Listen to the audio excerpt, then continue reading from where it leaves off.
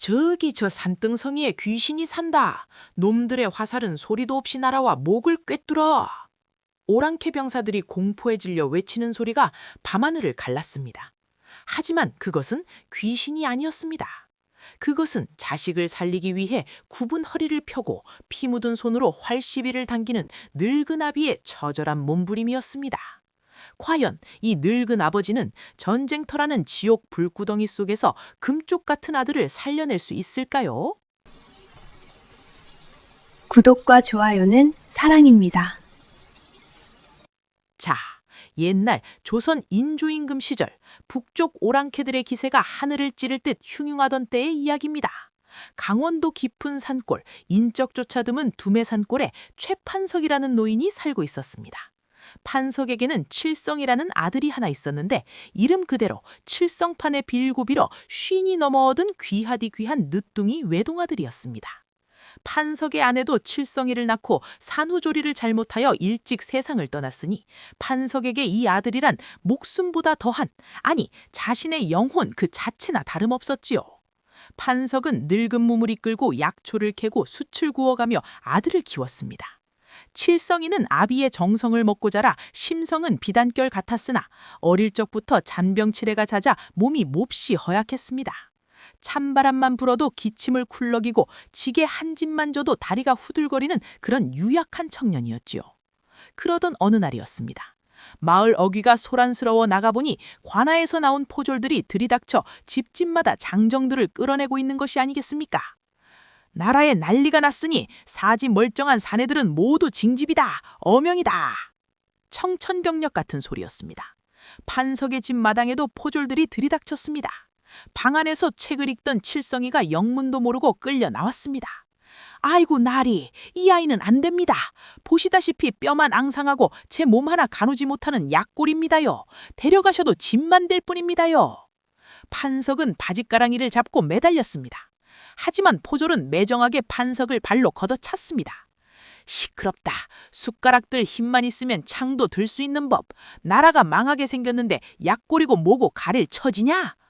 그럼 차라리 저를 데려가십시오. 제가 늙었어도 낯질 하나는 기가 막히게 합니다.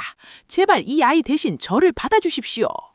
판석이 땅에 머리를 찌으며 피가 나도록 빌었지만 징집과는 코웃음을 칠 뿐이었습니다. 이 늙은이가 노망이 났나? 송장 치를 일 있느냐? 썩 비키거라. 결국 칠성이는 포승줄에 묶인 채 울며불며 끌려갔습니다. 아버지! 아버지! 몸성이 계세요. 저 꼭 살아서 돌아올게요. 아들의 절규가 산골짜기에 메아리 쳤지만 판석은 그저 먼지 구덩이에 주저앉아 가슴을 치며 통곡할 뿐이었습니다. 그렇게 아들이 끌려간 날 밤 판석은 텅 빈 방 안에 멍하니 앉아 아들의 밥그릇만 어루만지고 있었습니다. 내 새끼가 그 여린 것이 칼바람 부는 전장에서 어찌 살아남겠느냐. 밥은 굶지 않을까? 잠은 잘 잘까? 생각이 꼬리에 꼬리를 물자 판석의 눈빛이 달라졌습니다. 그는 자리에서 벌떡 일어났습니다. 그리고는 다락 깊숙한 곳 10수년간 열어보지 않았던 낡은 괴짝 하나를 꺼냈습니다. 먼지를 털어내고 뚜껑을 여니 그 안에는 검은 천에 싼 물건이 들어있었습니다. 그것은 바로 물소불로 만든 흙가궁이었습니다. 사실 판석은 젊은 시절 백두산을 누비며 호랑이를 잡던 명포수였습니다. 아내가 죽고 아들을 키우기 위해 살생을 금하고 수치쟁이로 살았으나 아들의 목숨이 경각에 달린 지금 그는 다시 활을 잡기로 결심한 것입니다. 칠성아, 기다려라. 이 애비가 간다. 내 눈에 흙이 들어가기 전엔 누구도 내 털끝 하나 건드리지 못하게 할 것이다. 판석은 보찜에 미숫가루와 말린 고기 그리고 낡은 흙가궁과 화살통을 챙기고 집을 나섰습니다. 아들이 속한 부대가 북쪽으로 향했다는 소문을 듣고 그는 군대의 행렬과 멀찍하니 산길을 타고 뒤를 밟기 시작했습니다. 군대의 행군은 가혹했습니다. 살을 내는 듯한 북풍 한 설이 몰아치는데 제대로 된 소못 하나 없는 병사들은 봉상에 걸려 쓰러지기 일쑤였습니다. 칠성이도 예외가 아니었습니다. 무거운 창을 들고 휘청거리는 칠성이의 모습이 멀리서 보일 때마다 숲속에 숨어 지켜보던 판석의 가슴은 미어지는 듯했습니다. 군대가 야행을 하면 판석은 그제야 움직였습니다. 병사들이 잠든 깊은 밤, 판석은 그림자처럼 진영 근처로 다가갔지요. 경계가 삼엄했지만 평생 산짐승을 상대한 전직 포수 판석에겐 졸고 있는 보초들을 피하는 건 일도 아니었습니다.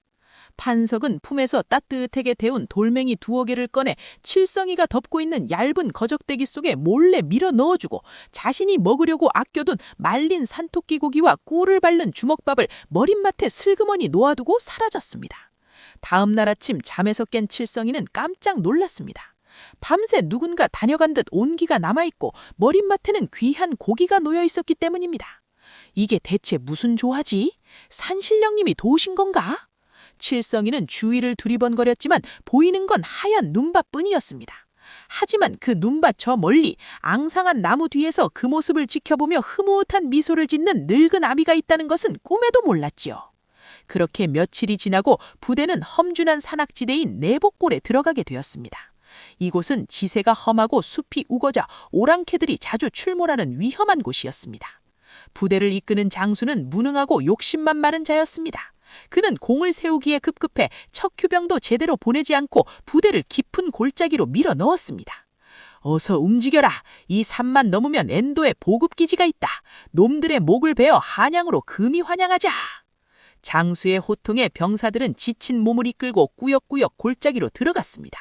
그때였습니다. 와!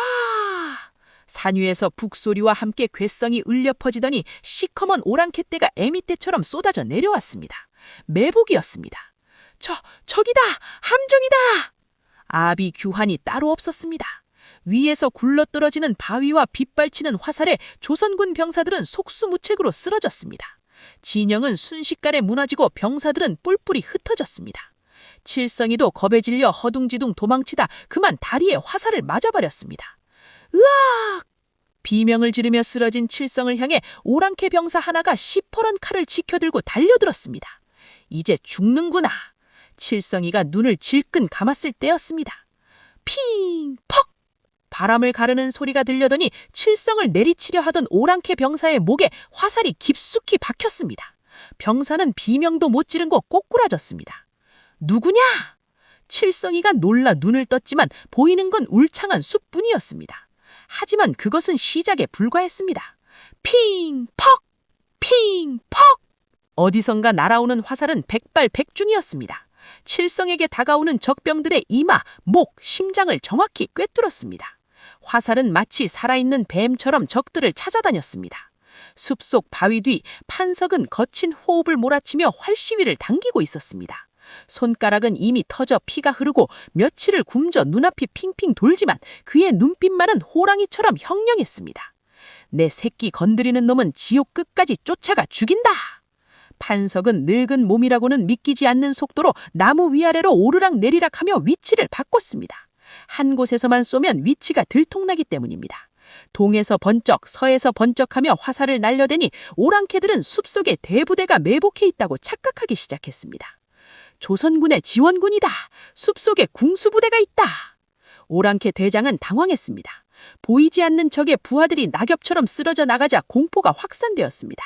하지만 오랑캐 대장은 요련했습니다. 그는 화살이 날아오는 방향을 유심히 관찰하더니 소리쳤습니다. 섞지 마라. 화살의 궤적을 보니 한두 놈 짓이다. 저쪽 바위 뒤다. 저놈을 잡아라.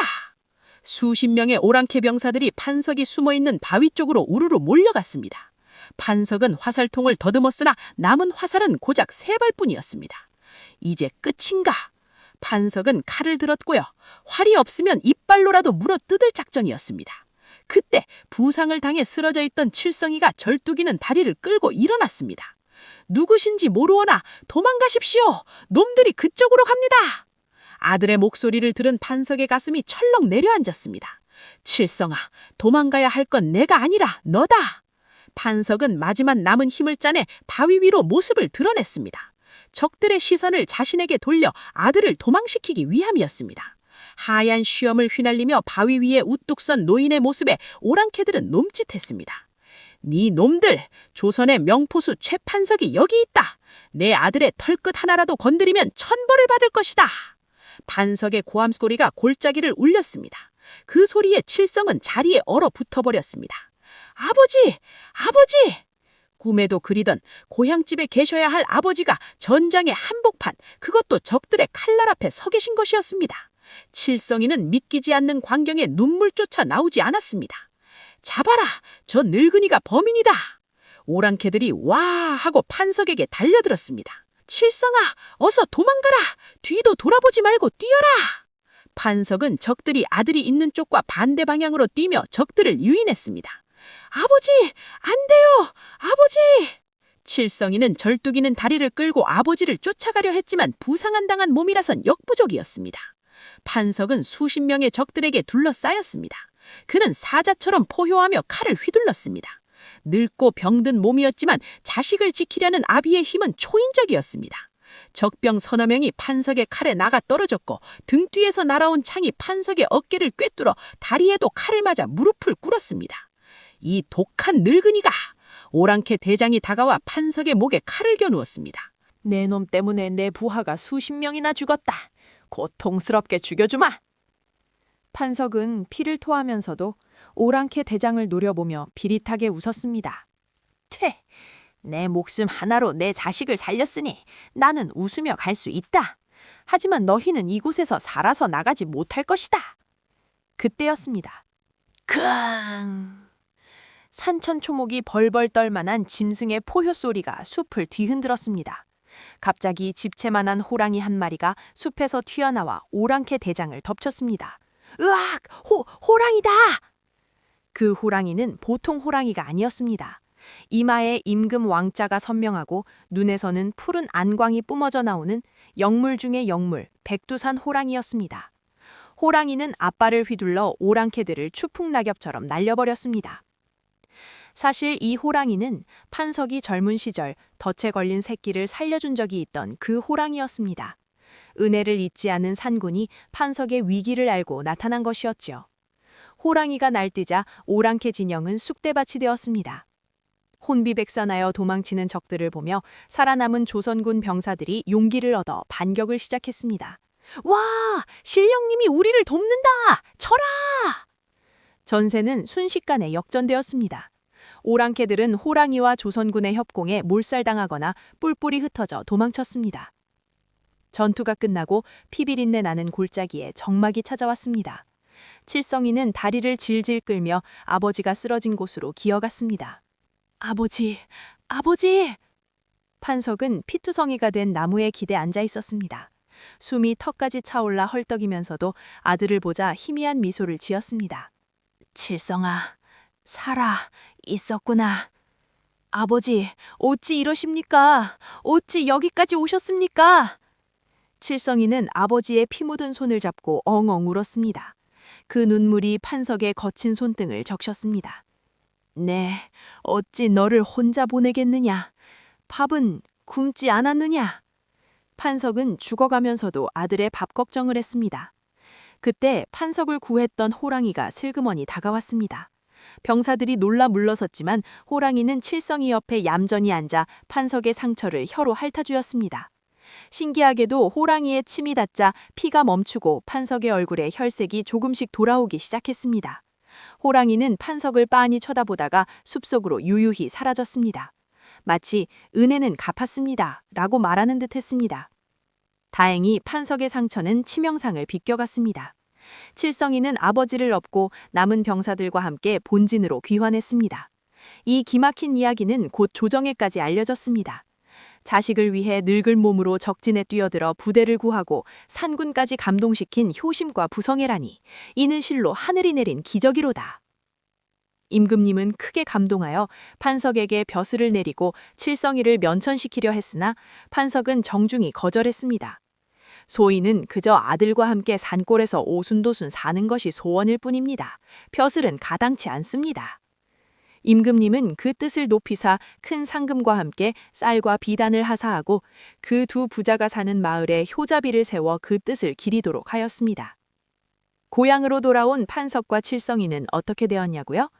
판석은 호랑이의 기운을 받아서인지 늙어서도 잔병치레 없이 정정하게 살았고, 칠성이는 전쟁터에서 겪은 일로 담력이 세지고 몸도 튼튼해져서 아버지에게 배운 활솜씨로 훌륭한 사냥꾼이 되었다고 합니다. 그리고 장가도 들어 토끼 같은 자식들을 낳고 늙은 아버지를 지극정성으로 봉양하며 오래오래 행복하게 살았답니다. 여러분, 자식을 향한 부모의 사랑은 호랑이도 감동시키고 하늘도 움직이는 법입니다. 지금 여러분의 곁에 계신 혹은 마음속에 계신 부모님을 떠올려 보십시오. 그분들의 헌신이 있었기 때문에 오늘 우리가 숨쉬고 있는 것 아니겠습니까? 오늘 준비한 이야기는 여기까지입니다. 재미있게 들으셨다면 야담놀이터 구독과 좋아요 그리고 따뜻한 댓글 한 줄 부탁드립니다. 저는 더 재미있고 감동적인 이야기 보따리를 들고 다시 찾아오겠습니다. 안녕히 계십시오.